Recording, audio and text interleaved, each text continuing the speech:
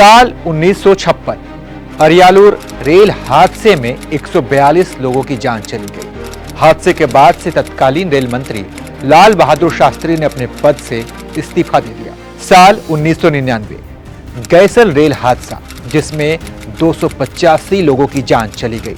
हादसे के बाद रेल मंत्री नीतीश कुमार ने अपने पद से इस्तीफा दे दिया। साल 2000 बंगाल में रेल हादसे के बाद ममता बनर्जी ने इस्तीफा दे दिया।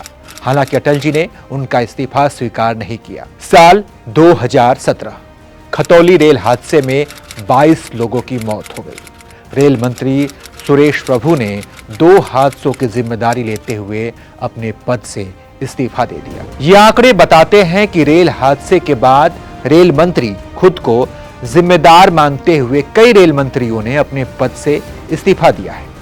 इस्तीफा देने के बाद नीतीश कुमार का एक वो बयान भी आपको सुनवाते हैं जो आजकल इस समय बहुत वायरल भी हो रहा है कि जब रेल हादसे के बाद उन्होंने इसकी जिम्मेदारी ली थी और इस्तीफा दिया था। ये बयान सुनिए। I think it's total failure of the railway.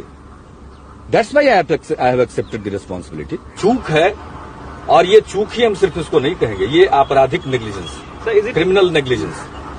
इसलिए इसको हम पहले तो ओन करते हैं इसकी रिस्पॉन्सिबिलिटी और हमने रिजिग्नेशन दिया। अब ऐसे में विपक्ष के नेता सवाल उठाए जा रहे हैं कि लगातार जिस रेल मंत्री के कार्यकाल में हादसे हो रहे हैं, अश्विनी वैष्णव को नैतिकता के आधार पर इस्तीफा क्यों नहीं दे रहे हैं? क्या उन्हें इस्तीफा नहीं देना चाहिए? इससे पहले पिछले साल बालासोर में बड़ा रेल हादसा हुआ था। इस हादसे के बाद से रेल मंत्री अश्विनी वैष्णव ने बयान दिया था कि हम ये सुनिश्चित करेंगे कि भविष्य में ऐसी घटनाएं ना हो, की घटना वापस ना हो, उसकी व्यवस्था। तो सुना आपने, रेल मंत्री ने कहा था कि भविष्य में हम इस बात का ध्यान रखेंगे, ख्याल रखेंगे कि आगे ऐसे हादसे ना हो। लेकिन क्या हादसे कम हो गए? बालासोर हादसे के बाद भी कई हादसे हुए। आंकड़े बताकर आपका समय खराब नहीं करूंगा, गूगल कीजिए, सब पता चल जाएगा वहां पर। ऐसे में सवाल उठना भी लाजमी है। सुनिए विपक्ष के नेताओं ने क्या कहा है। एक जमाना था जब रेल मंत्री इस्तीफा दे दिया करते थे। आज क्योंकि वो घटना स्थल पे जा रहे हैं, उसके लिए भी आप लोग तारीफ कर रहे हैं और वो भी तारीफ बटोरना चाहते हैं। इस तरह से रेल मंत्रालय या कोई भी मंत्रालय या सरकार नहीं चलती। आपको जिम्मेदारी लेनी पड़ती है, आपको जवाबदेही स्थापित करनी पड़ती है कि साहब ये दुर्घटना की जवाबदेही ये है।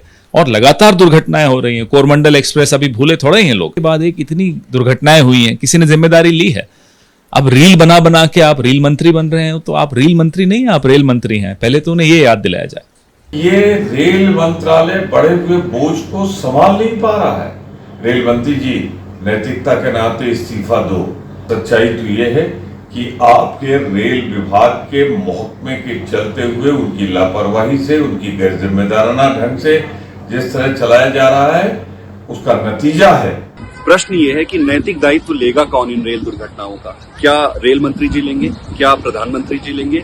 मेरा प्रधानमंत्री जी और रेल मंत्री जी से दोनों से गुजारिश है कि रेल दुर्घटनाएं और रेल की पूरी व्यवस्था चौपट हो गई है, चरमरा गई है। एक इंस्टीट्यूशन पूरे का पूरा खतरे में है। आपसे निवेदन है कि अपनी नैतिक जिम्मेदारी लीजिए और अपने पद से तुरंत इस्तीफा दीजिए। और इसमें सबसे बड़ा सवाल तो ये है कि जिस कवच सिस्टम का बखान रेल मंत्री ने जगह जगह जाकर किया था, तारीफें बटोरी थी, उस कवच सिस्टम का क्या हुआ? 2012 में कवच सिस्टम पर काम शुरू हुआ, 2018 में इसका परीक्षण भी किया गया।